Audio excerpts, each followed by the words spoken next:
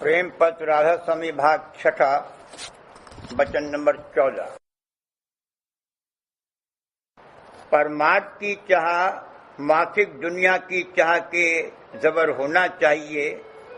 तब कुछ फायदा हासिल होगा। और जो दुनिया और उसके भोग विलास प्यारे लगे तो फिर जीव का गुजारा कैसे होवे। अव्वल तो जीव संतों के सत्संग का अधिकार नहीं रखता। कुछ अरसे तक हाजिर होवे तब वचन समझे, और फिर कुछ अरसा चाहिए कि उसका बर्तावा वचन के माफिक दुरुस्त होवे। इस दुनिया में स्वार्थ यानी दुनिया की कार्रवाई मुकद्दम और ज्यादातर अजीज समझी जाती है, और परमार्थ जिसकी असल में खास जरूरत है बहुत जरूरी नहीं समझा जाता, यानी उसकी कार्रवाई का फिक्र जीवों को बहुत कम है। बहुत से जीव इस जमाने में परमार्थ की कुछ जरूरत नहीं समझते और इस वास्ते कोई कार्रवाई किसी किस्म की परमार्थ की जेल में इरादतन नहीं करते। बाजे कर्म और तीर्थ व्रत, मूर्ति पूजा वगैरह या पोथी का पाठ और माला फेरना जैसा कि आम लोगों को करते देखते हैं, बिला तहकीक करने उसके मतलब और फायदे और तरीके कार्रवाई के जैसा कुछ उनसे बन आवे करने लगते हैं, और अपने मन में अहंकार इस बात का रखते हैं कि हम ऐसे और वैसे पूजाधारी हैं। बाजों ने जो थोड़ी विद्या पढ़ी और वेदांत के खुलासा ग्रंथ देखकर अपने तय ब्रह्म मान लिया, और भक्ति और पूजा असल ब्रह्म पद और अवतारों की उड़ा दी, और कोई अभ्यास किसी किस्म का वास्ते सफाई अंदरूनी और चढ़ाई मन और सूरत के किया नहीं, सो इन जीवों का घाट नहीं बदला, यानी मन और इंद्रियों ही के मुकाम पर जैसे संसार में बरत रहे थे थोड़ा बहुत वैसा ही बर्तावा जारी रहा। थोड़े जीव जो सच्चे दर्दी और खोजी सच्चे परमार्थ के थे, वो तलाश और तहकीकात करते हुए कुल मालिक राधा स्वामी जाल की दया से संतों के सत्संग यानी राधा स्वामी संगत में पहुंचे, और वहां पता और भेद सच्चे मालिक और उसके धाम का और हाल रास्ते और मंजिलों का और तरीका चलने और चढ़ने का घट में मालूम करके बहुत खुश हुए और उपदेश लेकर अभ्यास में लग गए। इन जीवों को संत सदगुरु के वचन सुनकर दरियाफ्त हुआ कि जब तक परमार्थ यानी सच्चे मालिक से मिलने की चाह कुल संसारी कामों से किसी कदर जबर न होगी, तब तक परमार्थी फायदा और आनंद जैसा चाहिए वैसा घट में नहीं मिलेगा और न जल्दी तरक्की होगी। इसमें कुछ शक नहीं कि जो कोई जिस कदर लगन लेकर परमार्थ में लगेगा उसको उसी कदर फायदा हासिल होवेगा और उसी माफिक तरक्की भी होती जाएगी। लेकिन जो कोई अपना काम जल्द और पूरा बनाना चाहता है, उसको अलबत्ता सबसे बढ़ के अनुराग और बैराग और सत्संग और सेवा और मेहनत अभ्यास वगैरह की करनी पड़ेगी। राधा स्वामी मत में घर बार या रोजगार नहीं छुड़ाया जाता है,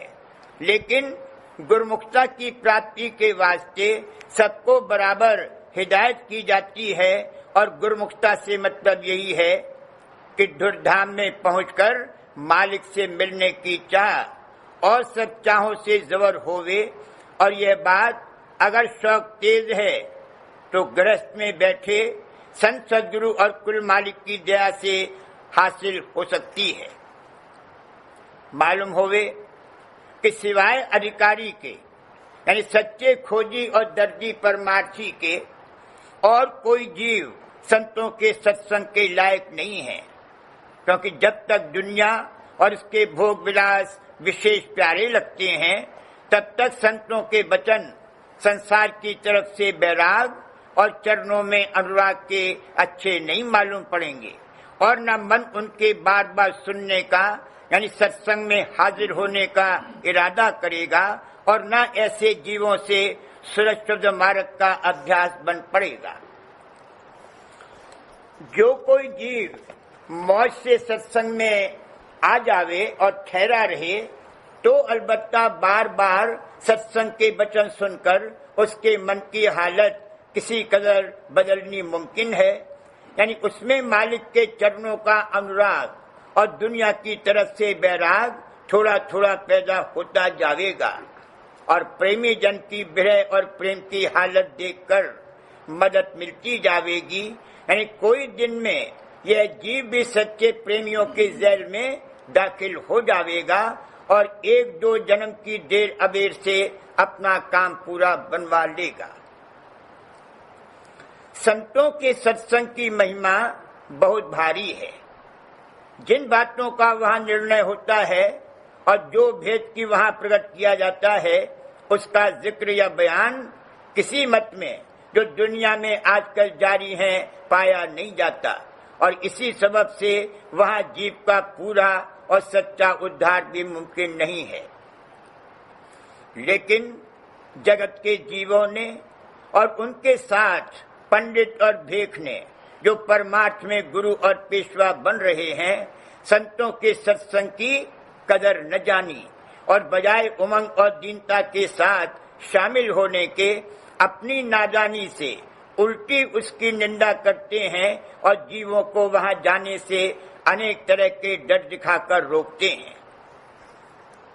सबब इसका यही है कि इन सब के मनों में संसार और धन और मान बढ़ाई की कदर सबसे जबर धरी हुई है और परमात्मा को अपने रोजगार और मान बढ़ाई का एक वसीला समझकर ऊपरी तौर पर उसकी कार्रवाई ऐसी तरकीब से कि जिसमें दुनियादार राजी रहें करते हैं और मालिक की रजामंदी या नाराजगी का जरा भी खौफ और ख्याल उनके दिल में नहीं आता, बल्कि मालिक की मौजूदगी में भी उनके मन में शक और शुबा बना रहता है। फिर ख्याल करो कि ऐसे जीवों से या उनके गोल और फिरकों से क्या कार्रवाई सच्चे परमात्मा की बननी मुमकिन है और संतों के सत्संग की उनमें लियाकत कहाँ है, बल्कि संतों के सत्संग का हाल सुनने का भी अधिकार नहीं रखते। अब सबको मालूम होवे कि ब्रह्मा विष्णु महादेव और शक्ति और ईश्वर और परमेश्वर की ये ताकत नहीं है कि जीव को 84 से बचा लेवे। ये शक्ति सिर्फ संतों को हासिल है। इस वास्ते सब जीवों को मुनासिब और लाजिम है कि तलाश और खोज करके संत सदगुरु के सत्संग में जो कुल मालिक राधा स्वामी जाल के निज पुत्र और प्यारे मुसाहिब हैं हाजिर होकर और कोई दिन उनका सत्संग और सेवा करके अपना भाग बढ़ावें और उपदेश लेकर सुरक्षित मार्ग का अभ्यास शुरू करें, ताकि एक दिन